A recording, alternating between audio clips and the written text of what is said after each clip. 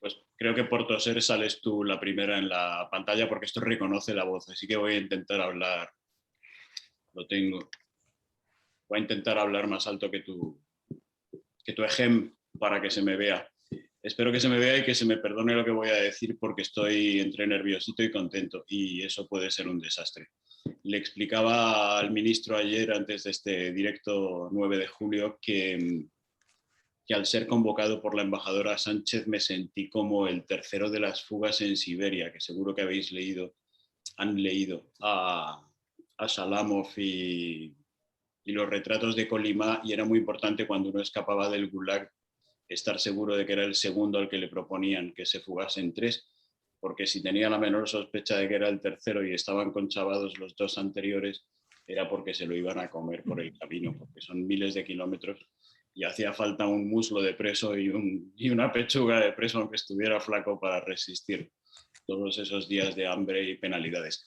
Yo soy el tercero de esta fuga y para mí es un honor institucional y personal por aquello de ser director del Instituto Cervantes de Dublín, también porque soy más que un letra herido, un Perú herido, y creo que por eso hemos hecho buenas migas la embajadora Sánchez y yo, y por eso tengo el privilegio de estar hoy presentándolos cuando hay gente mucho más ilustrada y preparada. Así que gracias, embajadora.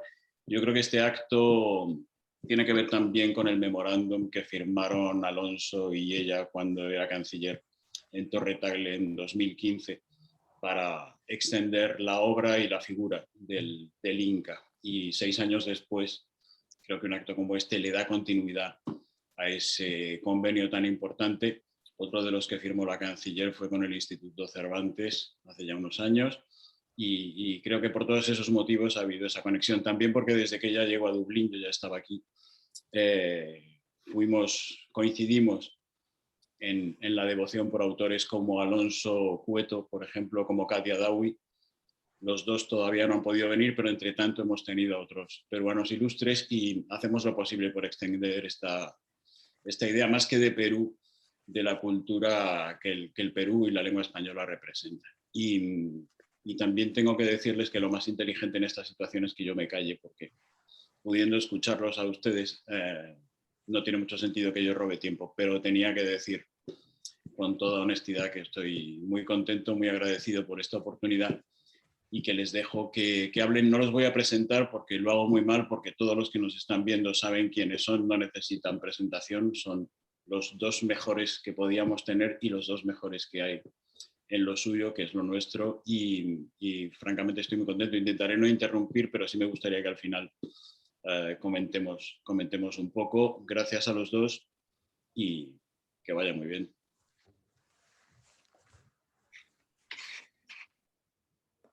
Muchas gracias, Víctor. Ante todo, quiero expresar mi agradecimiento a la Embajada del Perú en Irlanda, en particular a su embajadora, mi querida amiga Ana María Sánchez, y por supuesto agradecer, como siempre, la hospitalidad del Instituto Cervantes.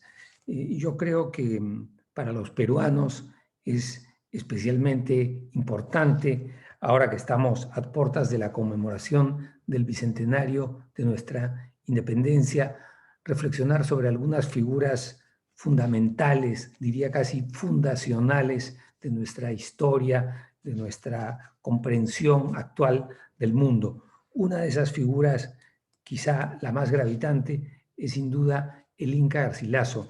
Y nada más grato para mí que conversar ahora sobre el Inca Garcilaso con una investigadora española, una peruanista española, que además fue una de las comisarias de una hermosa exposición que hubo hace unos años en la Biblioteca Nacional de España, precisamente sobre la biblioteca del Inca Garcilaso. Me refiero a Marta Ortiz Canseco. Yo quisiera empezar preguntándole a Marta un poco por este personaje que es el Inca Garcilaso. Sabemos que Garcilaso nace en el Cusco en 1539, solo 7 años después de la llegada de Pizarro a Cajamarca, de la captura del Inca Atahualpa, etcétera, etcétera. De manera que es un testigo de primerísima mano de lo que se vive en el Perú en esos primeros años de enorme dramatismo e intensidad, como fueron los años de la conquista. Garcilaso es hijo de un capitán español, de una familia hidalga muy importante, con encumbradas figuras literarias como el poeta precisamente homónimo, el gran poeta toledano Garcilaso de la Vega y otros magníficos escritores, y es también hijo de una princesa inca, una nieta de Huayna Cápac, y eso le da un cariz particular a su infancia, a su sensibilidad. Yo quisiera empezar por ahí, Marta, preguntándote un poco por tu visión de esta infancia y de este origen de Garcilaso. Vale, muchas gracias, Alonso, y gracias también a Víctor, por supuesto, y al Cervantes y a la Embajada del Perú en Irlanda. Bueno, pues esa infancia del Inca creo que es más o menos familiar a todo el mundo, y sobre todo es importante saber que el propio Inca no se cansa de narrarla, ¿no?, en sus escritos, sobre todo en los comentarios reales, pero también en muchos de sus prólogos a sus obras. Él va a hablar con mucho cariño y con mucha nostalgia de esos años en el Cuzco, ¿no? Sabemos que pasó allí sus primeros 20 años, que no es poco, ¿no? Y después se fue a España ya para no volver más al Perú. Así que esos 20 años le van a servir para forjar esa identidad mestiza tan fuerte que reivindica desde los comienzos de sus obras, ¿no?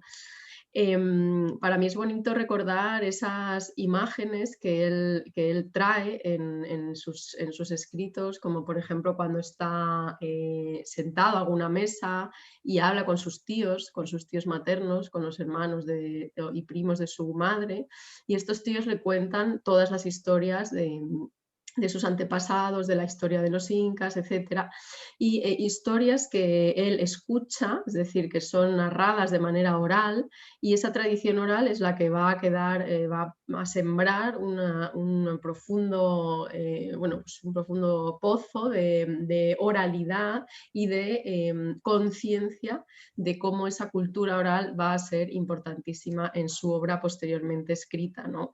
Entonces, primero están esos recuerdos de la familia de su madre, pero también están esos otros recuerdos en esos años de las guerras civiles que él presencia, bueno, no presencia, pero bueno, sí presencia de hecho, y él conoce a los protagonistas de las guerras civiles entre españoles, ¿no? Conoce a muchos conquistadores que luego reencontrará en la península. Luego vamos a hablar, por ejemplo, de uno de ellos, de Gonzalo Silvestre, que será crucial en la redacción de la Florida. Y conoce a muchos otros y va a estar al tanto de los debates que hay, esas acusaciones que después se le harían a su padre por la cuestión del caballo, también de lo que hablaremos después, etc., ¿no? Entonces, esos primeros años de infancia me parecen importantes, infancia, adolescencia y juventud, porque van a forjar todo lo que son las preocupaciones posteriores del Inca, ¿no? Tanto la reivindicación de la cultura inca como la reivindicación de sus raíces hispanas y de la restauración del honor y de la honra y de las luchas que protagonizó su padre, ¿no? Garcilaso, como sabemos, viene a España a los 29 años con una herencia que le deja su padre para que se forme aquí. Va a la corte, está en la corte, trata de conseguir algunos honores. Después de todo, es un hidalgo, es noble, tanto por línea paterna como materna, en una sociedad, desde luego, muy vertical y aristocrática como era la de la época, pero finalmente no consigue lo que buscaba. Narra inclusive un curioso encuentro con una figura tan importante para la cultura americana y para el espíritu y la sensibilidad reivindicatoria de América, como es Fray Bartolomé de las Casas, a quien saluda muy atento, pero que cuando se entera que viene del Perú parece que lo trata con cierta distancia. En cualquier caso, sabemos que el Inca pues visita a su tío, ¿no es cierto?, el hermano de su padre, don Alonso de Vargas, que vive en Montilla, se enrola en la milicia, pelea en las Alpujarras, etc. Pero finalmente se dedica a los libros, a las letras, y establece relaciones muy estrechas con una serie de humanistas y religiosos andaluces. Quizá sería bueno detenernos un momento en ese periodo del Inca para ver su posterior evolución como escritor. Sí, efectivamente, Alonso. Bueno, aparte de esa faceta de bueno, las armas y las letras, ¿no? Que cualquier intelectual que se precie de la época cultivó las armas y las letras, y el Inca pues no es menos, ¿no? Sin embargo, es verdad que destaca desde el principio su afán de integrarse en un círculo cultural muy concreto y no cualquiera, ¿no? Y se trata del círculo cultural cordobés, donde se estaban fraguando pues las ideas, el pensamiento hispano más importante de la época, ¿no? Tanto del Renacimiento como de incluso posterior barroco.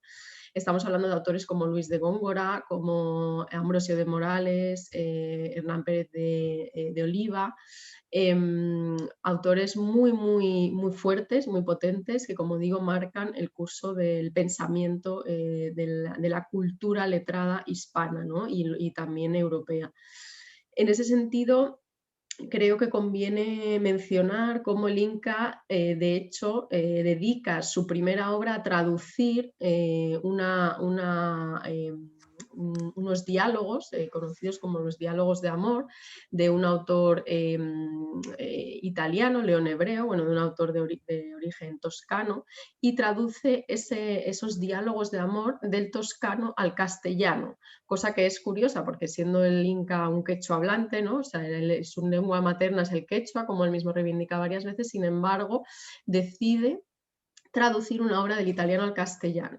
Esto realmente tiene mucho que ver, Alonso, con este afán de integrarse en ese círculo muy concreto, ¿no? Como todos sabemos, casi no había autor que se preciara que no hubiera traducido alguna obra, sobre todo del idioma, de alguna de las variantes del idioma italiano, al castellano, ¿no? Tenemos el referente, y el Inca tuvo muy presente la traducción de Juan Boscán, gran amigo del poeta toledano Garcilaso de la Vega, que tradujo el Cortesano de Castiglione del italiano al castellano.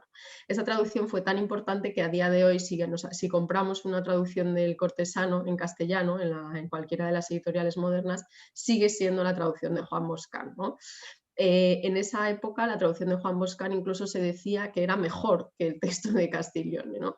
Bien, pues Garcilaso quiere integrarse un poco en esa línea de intelectuales que dominan varios idiomas, que están pensando en una cultura renacentista común, que están hablando de equilibrio, de un estilo perfecto, de una estructura perfecta en los textos, y de unas ideas completamente renacentistas, humanistas, que se dedicaran a ensalzar, a glorificar la intelectualidad, las ideas, el pensamiento europeo. Entonces, el Inca dedica su primera obra a traducir estos diálogos de amor del italiano al castellano, y por lo tanto creo que esto va encaminado a decir: aquí estoy yo, aunque soy de origen cuzqueño, que era algo muy exótico en la época, ¿no? En la península ibérica. Soy de origen cuzqueño, pero soy perfectamente capaz de integrarme en esta corriente intelectual de autores como los que he mencionado antes, ¿no? Góngora, Ambrosio Morales, y todos ellos además admiraron, apoyaron al Inca, ¿no?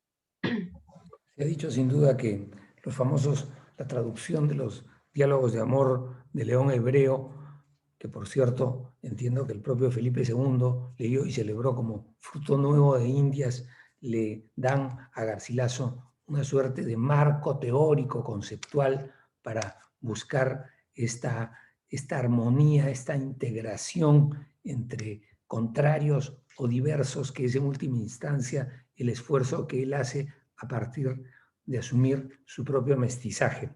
Después de la traducción de León Hebreo, Garcilaso, como tú mencionaste al inicio, establece una relación muy particular con un conquistador, que es Gonzalo Silvestre, y escribe, digamos, su primera obra, que es la famosa Florida, la Florida del Inca. Hay también una relación muy particular con una novela bizantina que tú como nuestra común amiga Carmen Bernal, has, entiendo, abordado. Me gustaría preguntarte un poco sobre ello. Sí, bueno, ese es uno de mis temas preferidos cuando hablamos del Inca Garcilaso, ¿no? Y es sobre todo el Inca como lector, ¿no? Y bueno, pues cuando vemos en la biblioteca del Inca Garcilaso, que como sabemos se conserva el inventario de los libros que tenía a su muerte, pues vamos a encontrar muy poca obra de ficción, muy pocas obras narrativas de literatura, digamos, lo que hoy conocemos como literatura, pero sí encontramos no uno, sino dos ejemplares de un libro titulado Las Etiópicas de Heliodoro, una obra de la tradición grecolatina del siglo V, si no recuerdo mal, escrita en el siglo V, que es considerada el origen de lo que luego en el Renacimiento se va a denominar la novela bizantina. Es una novela que, en contraposición a los libros de caballería, lo que trata es de poner en el centro una historia entre amantes, una historia moralmente apropiada, ¿no? Entre amantes. Siempre en el Renacimiento se acerca a lo cristiano, ¿no? Los amantes terminarán casándose y terminarán formalizando su relación de manera moralmente correcta. Y bueno, pues hasta que los amantes terminan casándose suceden una serie de aventuras. Entonces es una novela que se conoce como novela bizantina, que también se conocía como novela de aventuras, y frente a los libros de caballería pues ofrece un entretenimiento, como digo, moralmente más apropiado. Así que el Inca, como buen renacentista, como un humanista así de arriba abajo que era, pues fue más amigo de la novela bizantina que de los libros de caballería, los cuales, por cierto, desaprueba en algunos de sus párrafos, si no recuerdo mal lo dice en los comentarios reales. Y bueno, pues Carmen Bernal, efectivamente, la antropóloga maravillosa, tiene un libro en el que, bueno, tiene muchos textos y en la biografía del Inca, en donde destaca el género de la novela bizantina como muy influyente en la obra de Garcilaso y sobre todo en la Florida del Inca. Entonces, bueno, ya a partir de estas ideas de ella, también yo he desarrollado un poco cómo se puede asociar la Florida del Inca a la novela bizantina. Un texto que se consideraba más que todo una crónica sobre la expedición de Hernando de Soto en la región de la Florida, lo que conocemos hoy como Norteamérica, pues se convierte en una novela de aventuras donde vamos a encontrar, por ejemplo, que Hernando de Soto fue enterrado por sus hombres cuando murió, luego lo desenterraron y lo tiraron al río, es decir, fue enterrado 2 veces. Hay también encuentros entre Hernando de Soto y alguna cacica, encuentros que tienen mucho de encuentro amoroso, incluso se compara con el encuentro entre Cleopatra y Marco Antonio. Entonces, bueno, hay como muchas similitudes entre la manera en que el Inca narra las aventuras de los españoles en la Florida y las maneras en que la novela bizantina narraba las aventuras de los amantes, las aventuras de todos los personajes que rodeaban a los amantes, ¿no? Mi teoría además es que el propio Miguel de Cervantes leyó al Inca Garcilaso para la redacción incluso de sus obras y específicamente para los trabajos de Persíles y Sigismunda, que como sabido es la novela bizantina por excelencia, escrita por Cervantes, la última novela que escribió y la más querida por él, por cierto, y recomiendo a todo el mundo que la lea también. ¿Cierto? Se especula que Cervantes tal vez se cruzó en algún momento en Montilla con el Inca, ¿verdad? Hay todas unas especulaciones al respecto. Pero quizá el momento de que nos ocupemos de la obra cumbre del Inca Garcilaso, que son sus famosos comentarios reales de los incas. Un libro magníficamente escrito que ofrece la visión más persuasiva y elogiosa de lo que fue el famoso Tahuantinsuyo, conocido también como Imperio de los Incas. Garcilaso, evidentemente, con una memoria particularmente fiel, ligada a sus ancestros maternos y a partir de muchas cosas que oyó en su infancia, así como también, digamos, siguiendo los esquemas de los historiadores clásicos sobre, por ejemplo, Roma, elabora una visión y una versión de la historia incaica que sin duda va a tener una enorme trascendencia, va a desatar también una serie de polémicas y en todo caso va a quedar instalada en el imaginario del Perú y de cuántas personas se interesan por la cultura incaica. Yo quisiera preguntarte un poco sobre los comentarios reales. Bien, bueno, un poco como has adelantado, es la obra más importante y más conocida del Inca Garcilaso, ¿no? Cabe destacar aquí también que los comentarios reales se dividiría en dos partes, ¿no? La primera parte de los comentarios, conocida con ese nombre, y la segunda parte, que es más conocida como la Historia General del Perú, de la que después, si quieres, podemos hablar.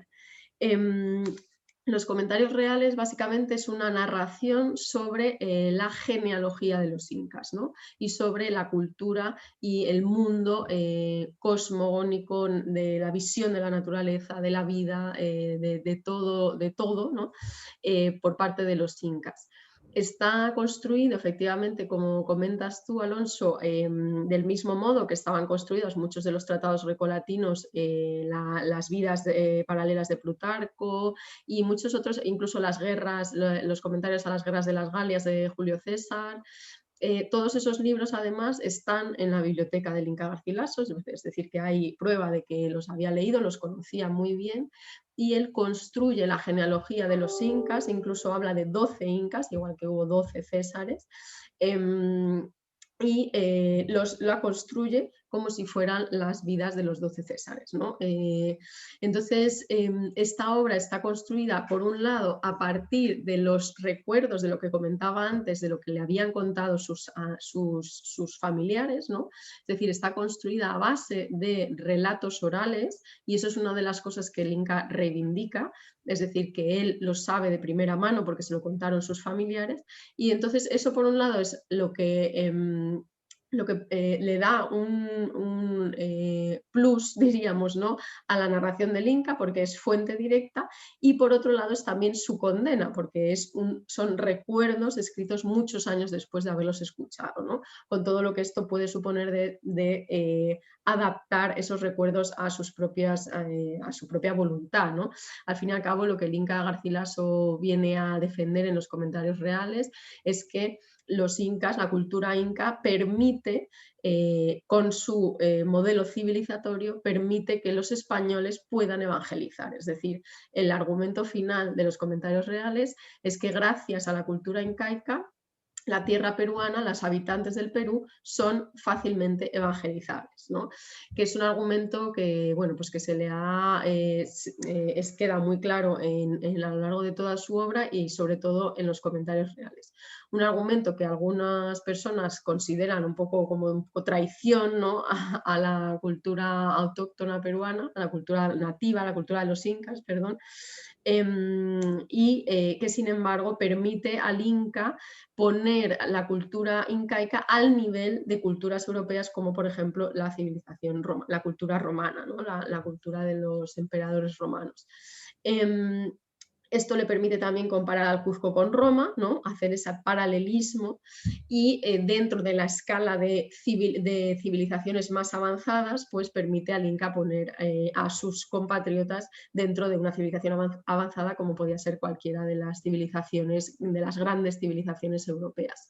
Por ejemplo, con la alusión a las edificaciones, la alusión a los tipos de agricultura, la alusión a las vestimentas, la alusión a las costumbres, por ejemplo, alimentación, cocina, etcétera, la alusión a los modos de ganadería, la alusión a los modos de, por ejemplo, las fuentes, la manera en que los incas guiaban el agua, las acequias, los modos en que funcionaban las ciudades, los modos en que estaban organizadas las ciudades, etcétera. Todo eso que pertenecía en la cultura europea a la escala de valores de lo que tenía que ser una civilización avanzada, pues el Inca lo que hace es encajar la cultura incaica en esos parámetros impuestos por los europeos, ¿no? Y en ese sentido, por un lado, ofrece una narración hipervaliosa sobre la cultura de sus ancestros, pero por otro lado la encaja en esos parámetros porque él lo que quería era ensalzar el valor de la cultura incaica. Se ha dicho, por cierto, que en cierto modo la obra principal del Inca, los comentarios reales, son también una respuesta a, digamos, la crónica toledana, ¿no?, que corresponde al periodo del virrey Toledo, que más bien estaba empeñada en mostrar a los incas como una suerte de gobierno tiránico, lo cual desde luego justificaba el nuevo dominio de la monarquía hispana.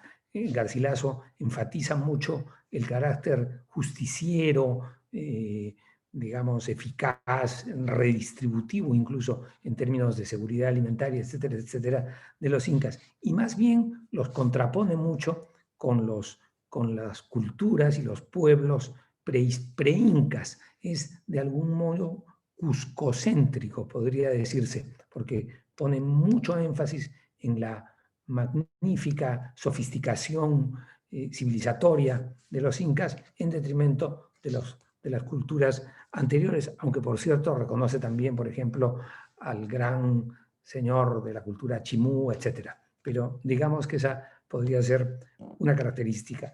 Desde luego hace también una revisión muy interesante, muy curiosa de los otros autores que se han ocupado hasta entonces, ¿no es cierto?, de este tema apasionante que es la cultura inca y pre-inca, el primer registro de la civilización andina, y sobre eso creo que habría mucho que comentar.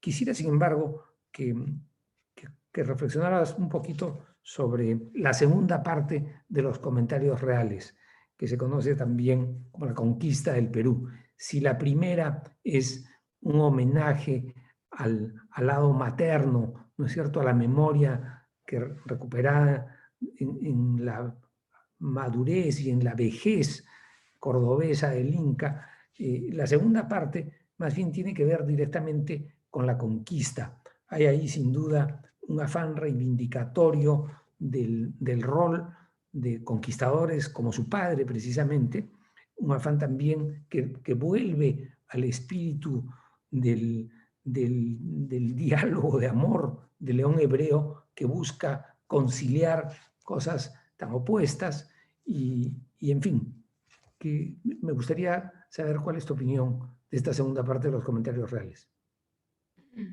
Bien, pues bueno, yo creo que la segunda parte de los comentarios reales, conocida sobre todo, célebre bajo el título de Historia General del Perú, creo que cierra de una manera perfecta la obra del Inca Garcilaso, ¿no? Es decir, él parece como si hubiera planeado muy bien el orden y la manera en que iba a publicar su obra.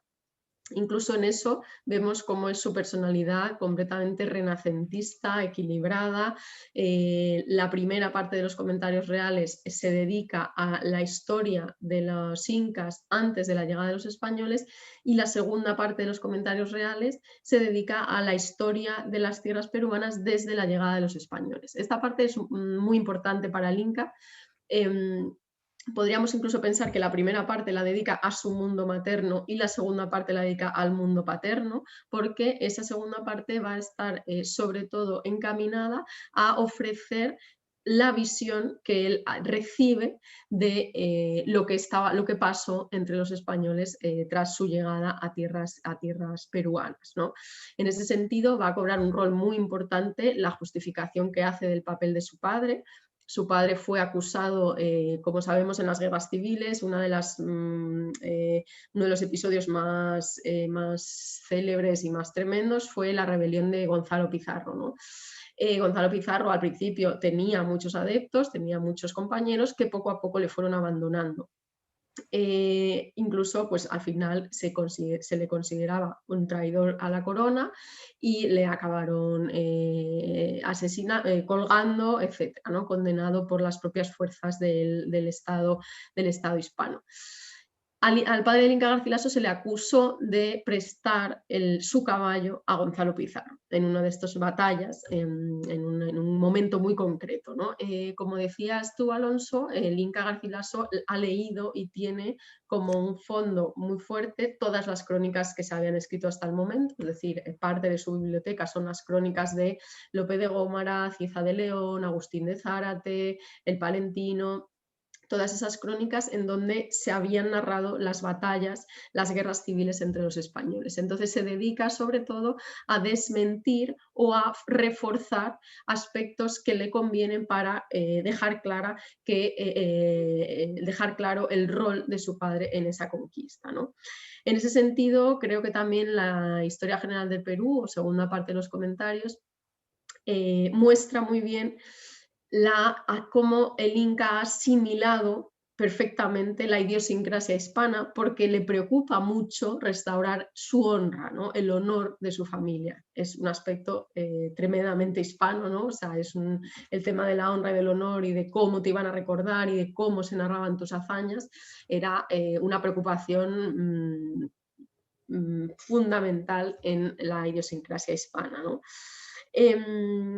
En ese sentido, bueno, pues esta obra es interesante como documento histórico porque también vamos a ver que el Inca fue testigo de muchos de los sucesos que pasaron allí y por lo tanto esto también se ponía en gran valor, ¿no? Hay crónicas escritas por autores que nunca fueron y hay crónicas escritas por autores que sí estuvieron allí, que lo presenciaron, y esta característica de testigo presencial va a ser otra de los elementos principales que se van a destacar a la hora de confiar más en un autor o en otro, ¿no? En este texto, en mi opinión, es un poquito más farragoso en el sentido de que vamos a encontrar muchos nombres, muchas batallas, pero en términos políticos, en la actualidad contemporánea del Inca, es el más importante porque ahí es donde vamos a ver en qué bando quería estar él, qué son las cosas que él defendía o no defendía, etc., ¿no? Y ese yo creo que es el valor sobre todo de este texto, ¿no? El valor sobre todo histórico del texto. El Inca Garcilaso es, como sabemos, considerado el primer escritor clásico de América. Su obra, pues desde las primeras publicaciones, no ha visto más que nuevas ediciones. Sabemos que, por ejemplo, Túpac Amaru fue un Túpac Amaru II, el rebelde, el gran rebelde, fue un lector asiduo de los comentarios reales. Sabemos también que, por ejemplo, la primera traducción completa de los comentarios reales fue al francés, donde tuvo gran éxito, fue lectura muy, muy frecuentada por la Ilustración y etcétera, etcétera. Inclusive la celebridad del Inca llega a un autor llega a un personaje como Tantán en su famoso Viaje al Imperio del Sol, que está lleno de referencias a los textos del Inca Garcilaso. Yo quisiera, para terminar, una reflexión tuya sobre la proyección y la vigencia hoy de la obra del Inca Garcilaso. Bueno, pues un poco como has dicho tú, ¿no? Casi desde su propia publicación, el Inca fue traducido a diversas lenguas, le han querido mucho en la lengua francesa, ¿no? Y es curioso revisar las traducciones que hay, porque bueno, las traducciones de la época muchas veces, más que traducción exacta, era como un parafraseo, ¿no? En el idioma meta, y las traducciones francesas son muy curiosas por eso.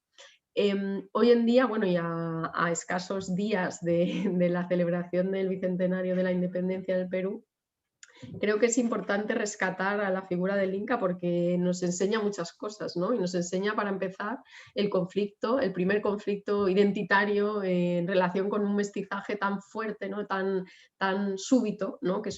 Porque no es que no existía el mestizaje previamente, no es que no había mestizaje en Europa, por supuesto que había, ¿no? Sin embargo, es un mestizaje muy, muy, muy de golpe, ¿no? Son dos culturas muy desconocidas que se juntan de un momento, de un día para el otro, ¿no? Y el Inca creo que es un maestro en cómo gestionar eso, ¿no? Es un maestro en reclamar la parte que él cree que es favorable y ocultar las partes que cree que no lo son, ¿no? Sin embargo, su doble identidad, esa identidad partida, esa identidad mestiza, se refleja en toda su obra, ¿no? Y como decía antes, hoy el Inca Garcilaso para mí es rescatable porque ofrece ofrece muchísimos elementos muy variados, ¿no? A quien le interesa la literatura, es un autor literario maravilloso, ¿no? Quien crea que el Inca solo ha escrito crónicas o historia está completamente equivocado. El Inca es un autor literario, es un maestro de la lengua castellana. Está al nivel, en mi opinión, de autores, como he dicho, como el propio Cervantes. Y a quien le interese la historia, el Inca Garcilaso no solo es un historiador de arriba abajo, sino que además el estilo de este historiador es un estilo muy agradecido, es un estilo muy fresco, es muy gracioso también. Hay muchas partes en las que yo recuerdo reírme mucho, ¿no? con sus maneras de presentar la realidad. Y en definitiva eso también muestra cómo el Inca maneja varios tipos de discursos y los junta para ofrecer textos que son perfectos, ¿no? En mi opinión. En ese sentido, pues creo que el Inca está de plena actualidad, a pesar de que son textos, siempre cuando hablamos del siglo XVI, XVII, son textos que al público normal probablemente no les queden muy cercanos. Sin embargo, cuando uno se acerca a esos textos, se sorprende de lo actuales, de lo cercanos que pueden llegar a ser. Y el caso del Inca Garcilaso, para mí, de todos los autores, y he leído muchísimos autores de los siglos XVI y XVII, es de los más modernos que podemos encontrar, ¿no? O sea, son narraciones muy frescas que perfectamente equiparables a cualquier narración de hoy en día, ¿no? Bueno, muchas gracias.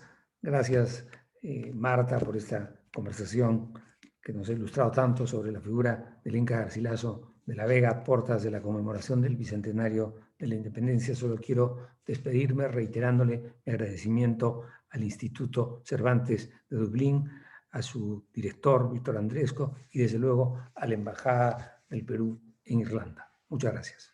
Muchísimas gracias, Alonso, y también añado mi agradecimiento. Yo también os quiero dar las gracias a los dos. Tengo un pequeño talismán aquí que es los adioses de Scorza, para pediros que no nos digamos adiós, sino hasta luego, y emplazaros a que vengáis a Dublín de verdad en 3 dimensiones cuando esto sea posible. Espero que pronto, aunque aquí las cosas van lentejas.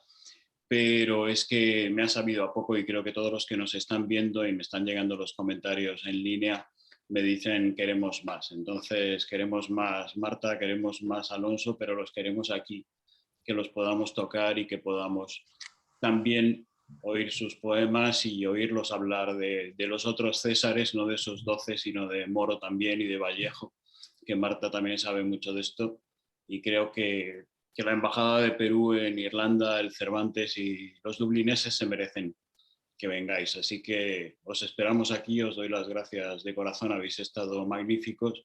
Era muy difícil hacer más atractivo todavía al Inca Garcilaso y lo habéis conseguido, así que hasta muy pronto en Dublín. Gracias. Muchas gracias. Gracias.